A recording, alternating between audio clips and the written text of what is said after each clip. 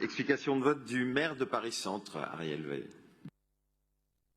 Une explication de vote qui porte d'ailleurs sur les deux vœux, 113 et 114. Je devrais donc prendre un peu plus de temps, mais je ne reprendrai pas la parole puisque les deux vœux sont très similaires.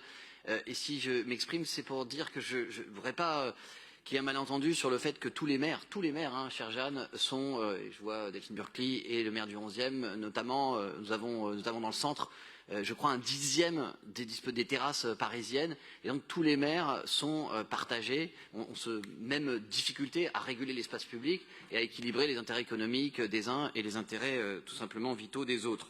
Donc je dis rapidement, sur les terrasses olympiques, la décision a été prise, a été annoncée, je ne reviens pas, ma position est connue.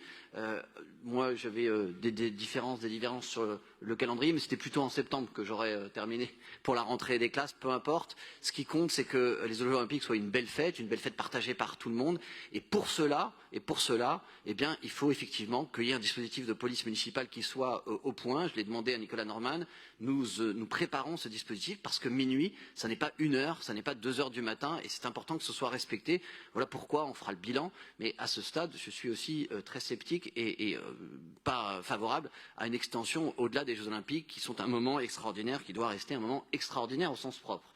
Ensuite, sur les autorisations, Nicolas Bonnet-Oulage a très bien répondu. Effectivement, nous avons, je crois, peut-être le plus haut taux de sévérité. Je n'ai pas souvenir qu'on ait des divergences avec la ville.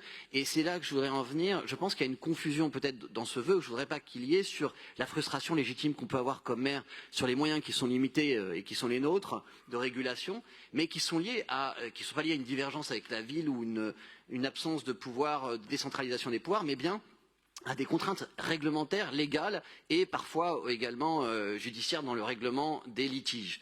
Et je le dis ici, effectivement, sur les sanctions, elles sont faibles. Et donc là, il y a un travail législatif à faire. Et je pense que ce travail peut être tout à fait transpartisan dans cet hémicycle. On pourrait pousser pour que le Parlement puisse nous aider à avoir des sanctions qui sont plus élevées.